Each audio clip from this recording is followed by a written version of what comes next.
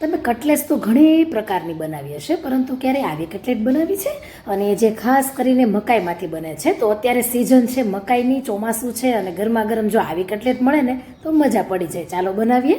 તો એક મેં અમેરિકન મકાઈ લીધી છે અને જો ઉપર જે છોતરા છે ને એ લીલા છે, એનો મતલબ જ એમ છે કે અત્યારે મકાઈની સિઝન છે. અને ખાસ કરીને લીલા અને તાજા હોય ને એવા પાન જોઈને મકાઈ લેવાની છે. બહુ સરસ તાજી એકદમ કૂણી હોય છે. હવે 3 બટેટા લઈ લેવાના છે. તો મીડિયમ સાઇઝના બટેટા છે તેને કટ કરી લેવાના છે. ફ્રેન્ડ્સ, રેસીપી ગમે ને તો ચેનલને સબસ્ક્રાઈબ કરજો. અને જો હવે કુકર લેશું, તેની પર સ્ટેન્ડ મૂકી દેશું અને મકાઈ અને બટેટા છે તેના 2 ભાગ કર્યા છે બધું જ અંદર મૂકીને મીડિયમ ગેસ પર 5 વિસલ આવવા દેવાની છે. ત્યાર પછી અહીં જુઓ મેં પેપર પૌવા આવે ને એકદમ પતલા એ પૌવા લીધા છે. તો હવે પૌવા છે ને તમે જાડા પણ લઈ શકો અને પતલા પણ લઈ શકો છો.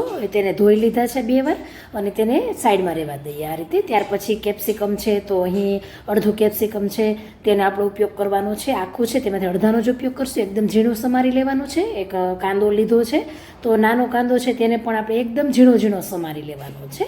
તો અમુક વેજીટેબલ જો ઘરે નથી તો પછી તમે તમારી પાસે જે અવેલેબલ હોય તેનો ઉપયોગ કરી શકો છો. એકદમ ઝીણું સમારવાનું છે, એ વાતનું ખાસ ધ્યાન રાખીશું. હવે અડધા ગાજરનો ઉપયોગ કરવાનો છે, તેને પણ એકદમ બારીક બારીક ઝીણું ઝીણું સમારી લેવાનો છે. અહીં જેમ તમે વેજીટેબલ નાખો ને તેમ છે ને તેનો ક્રન્ચી ટેસ્ટ કટલેટમાં બહુ મસ્ત આવે છે. ત્યાર પછી તીખા 2 મરચાં લઈ લેશું. જે પ્રમાણે ઘરમાં તીખું ખવાય એ પ્રમાણે લઈ શકો. અહીં તીખાશ હોય ને તો બહુ મસ્ત એવી કટલેટ લાગે છે. તો જુઓ તે બધું ઝીણું સમારાઈ ગયું છે. ત્યાર પછી બટેટા છે, મકાઈ છે, સરસ રીતે બફાઈ ગયું છે.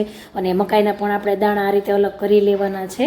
અને બહુ સરસ મકાઈનો ટેસ્ટ આ કટલેટમાં આવે છે. અને ચોમાસાની સિઝનમાં તો બનાવી જ લેવી જોઈએ. દાણા બધા છૂટા કરી લેશું. બાળકોથી લઈને વડીલો બધાને જ એક મજાનો આમ ટેસ્ટ આવી જાય આ કટલેટ, એવી મજા પડે છે. તો કેપ્સિકમ છે, કાંદા છે, ગાજર છે, બધું તમે મેઝરિંગ કપથી જુઓ તો 1/3 કપ જેટલું છે. અને મરચી પણ સાથે ઉમેરી દઈએ. અને બટેકા એકદમ ઠંડા કરી ત્યાર પછી તેને છીણી લેવાના છે. તમે મેશરથી પણ મેશ કરી શકો છો. ત્યાર પછી મકાઈના દાણા ઉમેરી દેવાના છે. સાથે જુઓ જે પૌવા હતા ને સેજ મેં દબાવી દીધા હતા, એટલે બધું જ પાણી નીકળી ગયું છે. અને જુઓ આ રીતે સરસ એવું થીક થઈ ગયું છે. અને જુઓ આ રીતે એકદમ સરસ તે કેવું જાડું બની ગયું છે, તેનાથી મસ્ત એવી બાઇન્ડિંગ આવશે.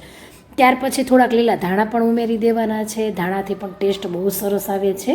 અને ત્યાર પછી એક મોટો એવો આદુનો ટુકડો છીણીને ઉમેરશું. અને ત્યાર પછી આપણે અમુક મસાલા ઉમેરીએ. તો અડધી ચમચી મરી પાવડર, અડધી ચમચી જેટલો હળદર પાવડર, સાથે 1 ચમચી પ્રમાણે શેકેલા જીરાનો પાવડર, અડધી ચમચી કશ્મીરી મરચું ઉમેરી દઈશું.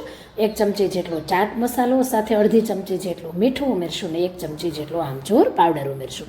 ચટપટા મસાલાથી એટલી સરસ ટેસ્ટ આવી જશે. ત્યાર પછી અહીં 1/3 કપ જેટલું ચીઝ છે. તો ચીઝનો ટેસ્ટ અહીં બહુ સરસ આવશે અને બાળકોને તો મજા પડી જવાની છે. હળવા હાથે બધું સરસ રીતે મિક્સ કરી લેવાનું છે. મિક્સ થઈ જાય ત્યાર પછી આપણે બંને હાથને તેલવાળા કરી લેશું. અને જેવડી ટિક્કીની સાઇઝ તમારે બનાવવી હોય એવી આપણે કટલેટની ટિક્કી તૈયાર કરી લેવાની છે. તો જો આ પ્રમાણે મેં બનાવી છે. થોડીક એવી મેં મોટી જ બનાવી છે, બહુ નાની નથી બનાવી.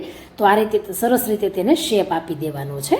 અને જો એકદમ મસ્ત એવી દેખાય છે. અને તેની જાડાઈ મેં આ રીતે રાખી છે અને એકદમ મસ્ત એવો શેપ આપી દીધો છે. જો આ રીતે બધી જ ટીકીઓ મેં તૈયાર કરી લીધી છે. તો એટલા મિશ્રણમાંથી 15 જેટલી ટીકી અહીં રેડી થઈ જાય છે.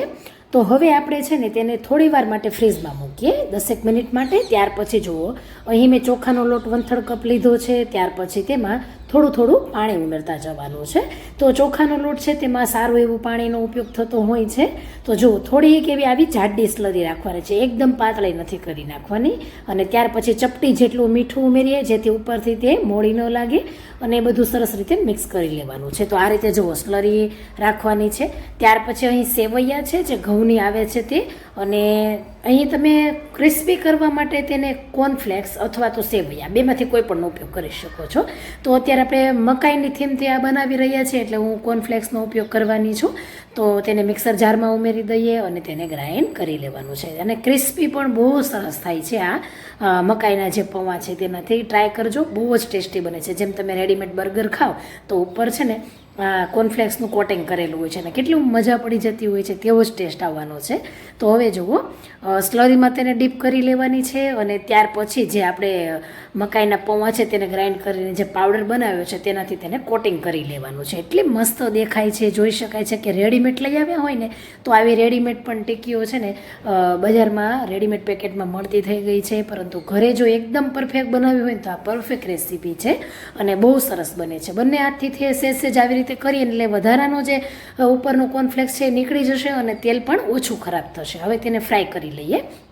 તો ઓછું તેલ ગરમ થવા દેવાનું છે, બહુ ગરમ નહીં, મીડિયમ ફ્લેમ પર આપણે તેને ફ્રાય કરવાની છે અને થોડીવાર એમ જ રહેવા દેવાનું, કેમ કે જો નીચેનું એક કોટિંગ સરસ આવી જવું જોઈએ.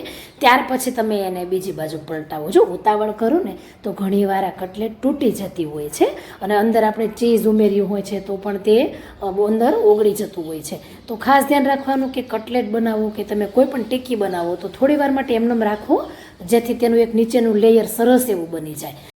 તો બંને બાજુ જુઓ તેને પલટાવીને ગોલ્ડન બ્રાઉન કલરની ફ્રાય કરી લીધી છે. 4 મિનિટ જેટલો ટાઈમ થતો હોય છે. તેને હવે સર્વ કરી લઈએ અને એક પ્લેટમાં કાઢી લેશું. ત્યાર પછી જો 5 જેટલી ચીઝની સ્લાઇસ, 3 ચમચી દૂધ અને અડધી ચમચી બટર, તેને માઇક્રોમાં મેં ગરમ કરીને ચીઝ ડીપ બનાવી લીધું હતું. ત્યાર પછી તેનું કોટિંગ જુઓ એટલું સરસ ક્રિસ્પી બન્યું છે અને બધી બાજુ તેનું જે આઉટ લેયર છે તે બહુ સરસ બન્યું છે.